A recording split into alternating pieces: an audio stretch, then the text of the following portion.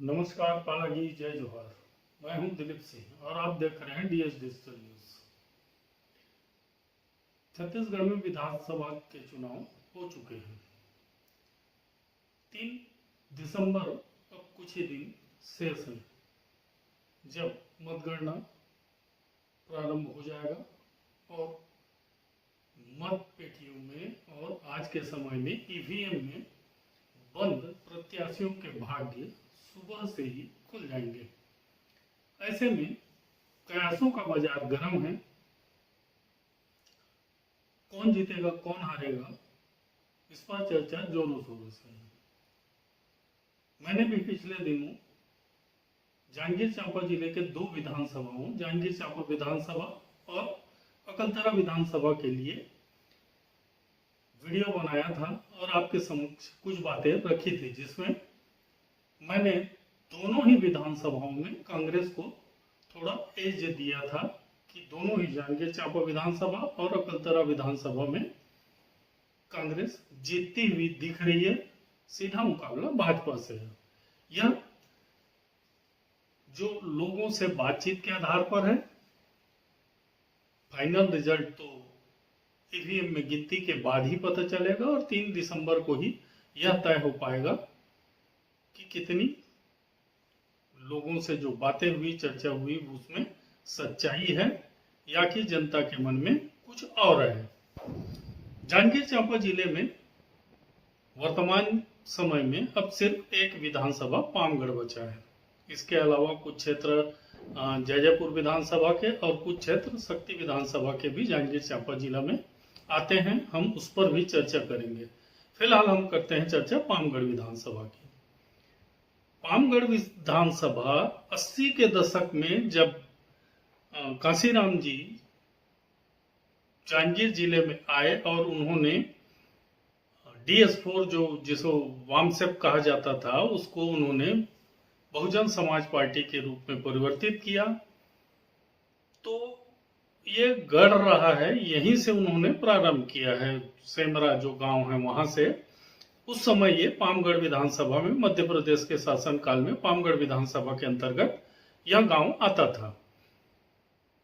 और उसके बाद ये जांजगीर, तब सारंगगढ़ लोकसभा में था, बाद में जांजगीर लोकसभा, जहां से वो स्वयं प्रत्याशी बने थे लोकसभा के लिए। इस पर चर्चा हम बाद में करेंगे। तो सेमरा सेंटर था जो पामगढ़ विधानसभा में आता था और तब से पामगढ़ विधानसभा बसपा का एक प्रकार से गढ़ बनते चला गया। वहां पर छत्तीसगढ़ बनने के बाद परिसीमन में हालांकि क्षेत्र कुछ इधर से कट गए और दूसरे अकलतरा विधानसभा क्षेत्र के कुछ हिस्से आ गए और क्षेत्र अलग अलग होता चला गया। बावजूद इसके बसपा यहां पर ज्यादा डोमिनेटिंग पोजीशन में हमेशा से रही है। बीच के समय में रामसुंदर दास आरक्षित होने के पहले कांग्रेस से वो एक बार विधायक बने, बसपा का दौर चलने के बाद, और एक बार भाजपा के अम्बेश जांगड़े यहां से विधायक बने हैं। इसके अलावा अब तक यहां सिर्फ और सिर्फ बसपा ही चुनाव जीतते रही है। इस बार भी मुकाबला बसपा से ही होगा। मुख्य मुकाबला बसपा का है। जहां तक भाजपा की बात है, उसमें संतोष लहरे को भाजपा ने प्रत्याशी बनाया है, जो पूर्व में बसपा के कार्यकर्ता रहे हैं। वो पिछले कुछ दिनों से, कुछ महीनों पहले भाजपा में आए थे, लेकिन उनका भाजपा कार्यकर्ता पुरजोर विरोध कर रहे थे उनको टिकट दिए जाने पर।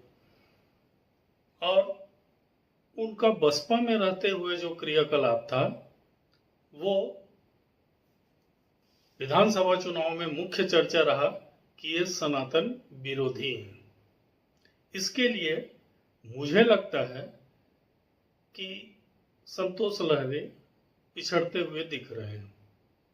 बात शेषराज हरवंश जो कांग्रेस के प्रत्याशी वो एक बार और चुनाव लड़ चुकी हैं और वो चुनाव हार चुकी थी, परंतु इस बार अधिक दमखम के साथ लड़ रही हैं और उन पर हालांकि बाहरी होने का टैग लगा हुआ है, परंतु पिछले कई सालों से वो क्षेत्र में काम कर रही हैं और संगठन में बड़े पद पर भी हैं। तो इसलिए लोगों के बीच एक बार पहले भी चुनाव लड़ चुके हैं, तो लोगों के बीच आना जाना उनका है। तो इसलिए कांग्रेस के घोषणा पत्र और उनके जान पहचान के वजह से शेषराज हरवंश मुकाबले में हैं। दूसरी ओर बसपा स्वाभाविक रूप से विधायक है, उनका इंदु बंजारे जी विधायक हैं पामगढ़ विधानसभा से, तो वो तो हैं ही, परंतु इस बार बसपा के जो कार्यकर्ता हैं वो उनसे काफी नाराज रहे हैं। तो जो बसपा का केडर वोट है वो नाराज रहा है। अगर बसपाई अपनी नाराजगी को छोड़कर 17 नवंबर को अगर मतदान केंद्र में जाकर बसपा के हाथी छाप में अगर वोट डाल दिए तो बसपा वापस फिर से पामगढ़ विधानसभा का प्रतिनिधित्व करेगी और इंदु बंजारे जीतती हुई दिख रही हैं। अगर ऐसा नहीं हुआ, क्योंकि भाजपा के प्रत्याशी भी बसपा से आए हैं, तो कुछ वोट बसपा के उधर आते हुए दिख रहे हैं। कांग्रेस की शेषराज हरवंश भी बसपा में कुछ अपना पैठ जमाई है। हालांकि गोरेलाल वर्मन जो पिछली बार कांग्रेस के प्रत्याशी थे, इस बार वो जोगी कांग्रेस की ओर से चुनाव मैदान में उतर गया। अब वो कितना डैमेज करते हैं कांग्रेस को, देखने वाली बात है। अगर गोरेलाल वर्मन कांग्रेस को अधिक नुकसान पहुंचाते हैं तो मान के चलिए बसपा वापस आ गई है। अगर ऐसा नहीं हुआ तो कांग्रेस यहां भी जीतती हुई दिख रही है। स्पष्ट रूप से कहा जाना मुश्किल है, परंतु जैसा घोषणा पत्र है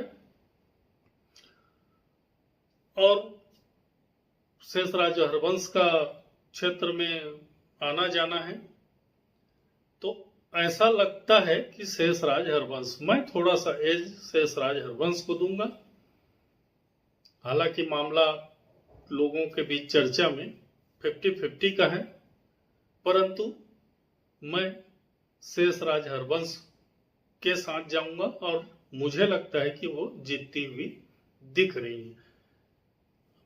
इसमें किंतु परंतु सिर्फ इतना ही है कि अगर बहुजन समाज पार्टी के कार्यकर्ता अपने केडर को छोड़ने और अपनी नाराजगी को भूलकर, उसके मतदाता अपनी नाराजगी को भूलकर 17 नवंबर को अगर हाथी छाप में बटन दबा दिए हैं तो ही बसपा आती हुई दिख रही है, जिसकी संभावना भी दिखती है। परंतु जैसा मैंने चर्चा किया 50-50 का मामला है। थोड़ा सा एज घोषणा पत्र की वजह से कांग्रेस की ओर है, परंतु बसपा वापिस आ जाए तो अति संयुक्ति नहीं होगा। नमस्कार, जय जोहार, पालागी। देखते रहिए DS डिजिटल न्यूज। सब्सक्राइब करना न भूलें, बेल आइकन भी दबाएं, शेयर करें। अगर मेरा वीडियो आपको पसंद आता है तो इनबॉक्स में अपने कमेंट अवश्य करें। धन्यवाद।